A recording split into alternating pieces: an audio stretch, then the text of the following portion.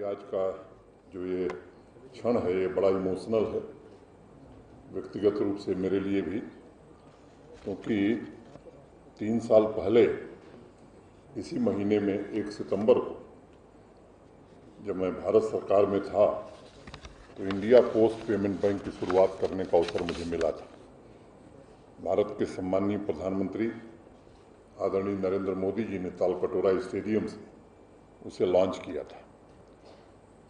India post payment bank के launch के 2-3 दिन पहले कुछ पत्रकार मेरे पास आए थे और उन्होंने मुझसे पूछा कि इससे फ़ायदा क्या होगा। एक बात मैंने उनसे कही थी कि पोस्टल डिपार्टमेंट देश के हर कोने में है और 3 लाख से ज़्यादा जो हमारे डाक विभाग के, जिन्हें हम डाकिया कहते हैं, वो अब बैंकर बन जाएंगे, क्योंकि इतने अधिक बैंक खोलना ग्रामीण इलाकों में दुष्कर कार्य था और बैंकिंग सेवाओं के विकास के कतार में खड़े अंतिम व्यक्ति तक, अंतिम नागरिक तक ये सुविधाएं पहुंचाएंगे। वित्तीय समावेशन, जिन्हें फाइनेंशियल इंक्लूजन कहते हैं, देश के दूर दराज के हिस्सों में भी लोगों को प्राप्त हो सके, उसमें इसका बड़ा योगदान होगा। गाँव वालों का भरोसा बहुत होता है डाकिए पर।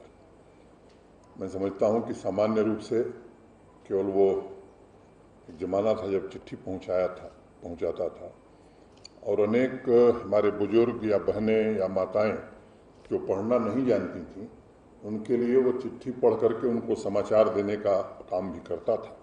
तो ये जो भरोसा था डाकिए में, मुझे लगता है कि उस भरोसे के कारण पोस्ट पेमेंट बैंक पूरे देश में जिस कदर फैला, यहाँ अभी मैं मेहता जी से पूछ रहा था, यहाँ भी काफ़ी ब्रांचेज खुली हैं लेकिन और खुलने की संभावना है। तो मुझे लगता है कि वो भी काम आने वाले दिनों में हम सब पूरा करेंगे।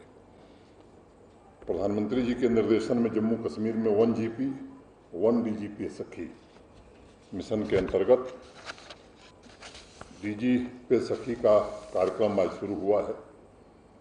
मुझे पूरी उम्मीद है कि हमारी बहनों पर, गांव वालों को जितना भरोसा पोस्टमैन पर है, उससे कम भरोसा हमारी बहनों पर नहीं होगा और सिर्फ पैसा निकालने या जमा करने का केवल वो काम नहीं करेंगी, बल्कि एडिशनल सर्विसेज भी दे पाएंगी। किसान मानधन योजना है, किसान क्रेडिट कार्ड योजना है, बाकी अनेक सर्विसेज वो दे सकती हैं। एक सुझाव डॉक्टर सहरीज को मैं दूंगा कि एक कार्यक्रम हम लोग यहाँ चला रहे हैं, 360 डिग्री फाइनेंशियल सर्विसेज की ट्रेनिंग अनेक युवाओं को यहाँ दी जा रही है बॉम्बे स्टॉक एक्सचेंज के सहयोग से। एक सेंटर श्रीनगर में है, एक जम्मू में।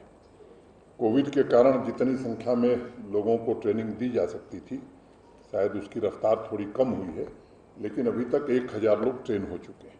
मुझे लगता है कि ये जो आज बहनें हमारी चयनित हुई हैं, हमारे DPI के कुछ साथी वहाँ, उनके साथ उनको यहाँ भी भेजा जा सकता है, या मुझे लगता है कि हमारे ही लोग मास्टर ट्रेनर बन जाएं। इन बहनों को अगर हम वो ट्रेनिंग भी देते हैं तो इनकी आय का जो स्रोत है वो निश्चित रूप से काफ़ी बढ़ जाएगा। अभी डॉक्टर सहरीज ने विस्तृत प्रेजेंटेशन किया है और मुझे लगता है कि 2000 गाँव में ये सुविधा पहुँचाने का प्रयास प्रथम चरण में हो रहा है। ये न मान लें कि लक्ष्य 2000, ये फर्स्ट फेज में 2000 महिलाओं तक ये सुविधा पहुंचाई जा रही है। 80 बहनों को आज चयनित किया गया है और मुझे उम्मीद है कि जल्द ही 1 ग्राम पंचायत 1 DG पे सखी के लक्ष्य को हम सब प्राप्त करेंगे। और मैं आज कहना चाहूँगा कि ये बैंकिंग की होम डिलीवरी करने में सबसे ज़्यादा सहायक ये हमारी बहनें बनने जा रही हैं। तो एक नई शुरुआत जम्मू कश्मीर में हुई है कि अब बैंकिंग की होम डिलीवरी भी हो सकती है। कई बार लोग सवाल करते हैं, मेहता जी ने बड़ा विस्तार से बताया कि ये जनधन, ये DG धन, फाइनेंशियल इंक्लूजन, इसके फ़ायदे क्या। मुझे लगता है कि मैं उसमें वक्त नहीं जाया करता हूँ, लेकिन एक दूसरा पक्ष में उजागर करना चाहता हूँ। सामान्य रूप से गाँव का मैं भी रहने वाला हूँ, आप में से अधिकांश लोग गाँव में रहते हैं।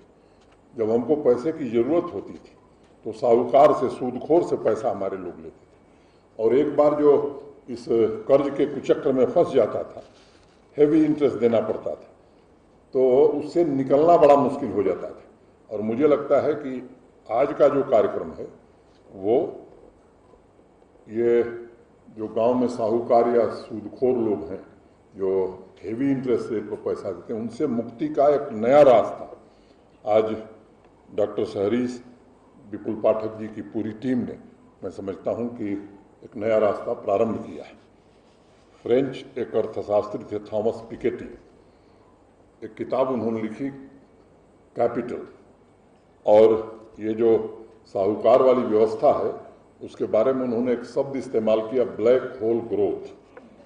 मुझे लगता है कि प्रधानमंत्री जी ने जो जैम ट्रिनिटी माने जनधन, आधार और मोबाइल, इसका लाभ देश के लोगों को किस तरह से मिल रहा है और विशेष रूप से उन लोगों को जो हाशिए पर थे, मुझे लगता है कि वो आज औपचारिक रूप से फाइनेंशियल सिस्टम में इंक्लूड कर लिए गए और पहली बार इतिहास में बैंकिंग की पहुंच से दूर रहने वाले करोड़ों लोग बैंकिंग की सुविधा से जुड़े हैं, इस प्रणाली में शामिल हुए।